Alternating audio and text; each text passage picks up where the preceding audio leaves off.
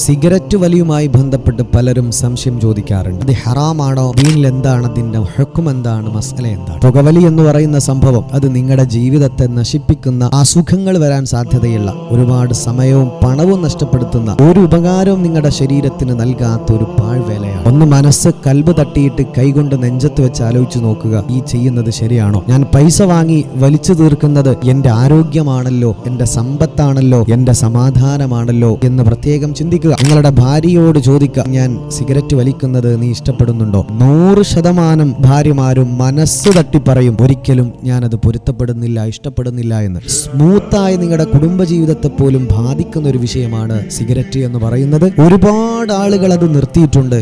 അതുകൊണ്ട് നിങ്ങൾക്കും നിർത്താവുന്നതേയുള്ളൂ. ഇന്നല്ലെങ്കിൽ നാളെ ഇതിന്റെ പേരിൽ സങ്കടം അനുഭവിച്ച് ശരീരം കാർന്നു തിന്ന് ഒരവസ്ഥയിലേക്ക് എത്തുന്നതിന് മുമ്പ് അവസാനിപ്പിച്ചേക്കുക. നിങ്ങളുടെ മുഴുവൻ കൂട്ടുകാർക്കും ഒന്ന് ഷെയർ ചെയ്ത് കൊടുത്തേക്ക്.